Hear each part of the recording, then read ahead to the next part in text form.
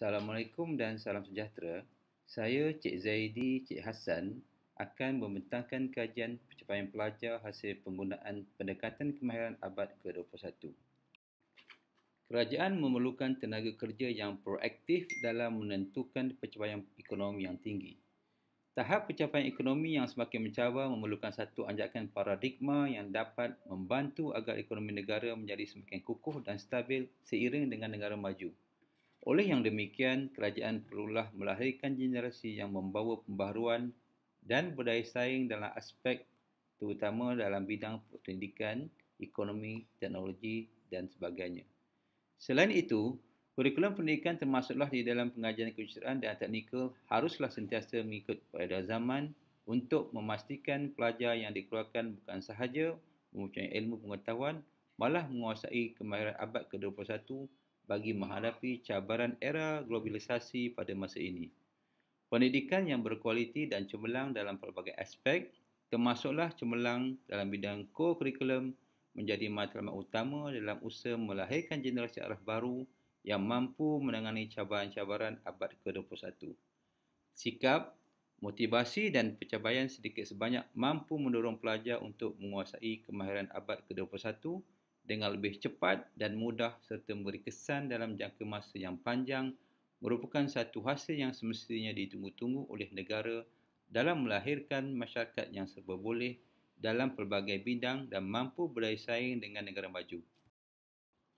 Ini merupakan antara kenyataan masalah untuk kajian ini. Objektif dalam kajian ini yang pertama adalah untuk mengenal pasti kaedah pembelajaran abad ke-21 di Jabatan Kejuruteraan Awam Politeknik Kuching Sarawak, dan objektif kedua adalah menganalisis pencapaian pelajar di dalam pembelajaran berkonsepkan abad ke-21 di Jabatan Kejuruteraan Awam Politeknik Kuching Sarawak. Skop kajian adalah mengkaji persepsi pelajar di Jabatan Kejuruteraan Awam terhadap kaedah pembelajaran berkonsepkan abad ke-21.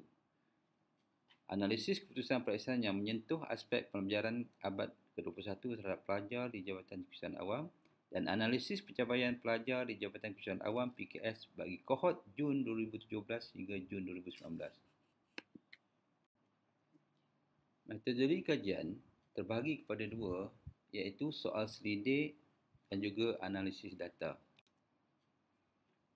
Hasil kajian merujuk kepada objektif pertama adalah mengenal pasti kaedah pembelajaran abad ke-21 di Jabatan Kejuruteraan Awam Politeknik Kuching. Hasil kajian ini dibuat berdasarkan kepada pentaksiran yang merangkumi kemahiran berfikir, kognitif, praktikal, komunikasi, bekerja di dalam kumpulan, kepimpinan, kebertanggungjawaban, nilai etika dan profesional. Pentaksiran ini telah dinyatakan dengan jelas di dalam program outcome, program learning outcome dan course learning outcome yang telah ditetapkan di dalam silibus pengajian.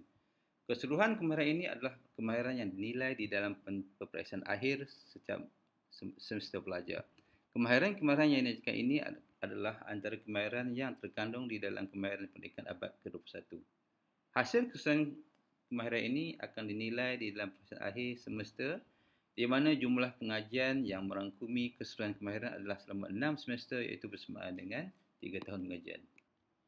Paparan adalah hasil objektif kedua, iaitu menganalisis pencapaian pelajar di dalam pembelajaran berkonsepkan abad ke-21 di Jabatan Kejuruteraan Awam Politeknik Kuching Sarawak. Catabah menunjukkan hasil analisis yang diperolehi bagi keseluruhan pelajar yang meliputi 3 program di Jabatan Kejuruteraan Awam.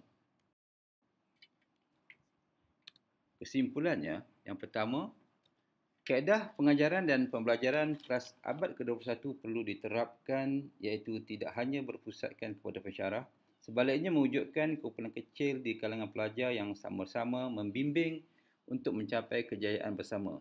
Selain itu, pensyarah khusus juga harus mengenal pasti pelajar yang cemerlang untuk dijadikan guru muda atau pensyarah muda bagi membolehkan pelajar cemerlang ini membantu pelajar-pelajar yang kurang cemerlang semasa kelas tutorial dijalankan dan semasa latihan dalam kumpulan dilaksanakan. Yang kedua, penerapan nilai-nilai murni dan motivasi daripada pensyarah semasa proses pembelajaran dan pengajaran perlu diterapkan agar dapat meningkatkan semangat pelajar untuk berusaha dengan lebih gigih dalam mencapai keputusan yang cemerlang setiap semester. Pendek kata, dalam dunia yang serba moden ini, aspek kemahiran insan perlu diterap bagi melengkapi aspek kemahiran teknikal. Kemahiran insaniah adalah kemahiran generik yang menjurus kepada penguasaan seseorang dalam kemahiran yang terfokus kepada pembangunan keterampilan diri, personaliti dan kemanusiaan. Impak kemahiran pendidikan abad ke-21 ini bukan sahaja memberi kesan kepada kebolehan dan pencapaian pelajar, malah ia juga memberi kesan terhadap peningkatan pencapaian kepada pihak institusi dan menyumbangkan tenaga insan yang berkebolehan secara holistik kepada negara khususnya. Berikut adalah rujukan yang digunakan di dalam kajian ini. Sekian, terima kasih.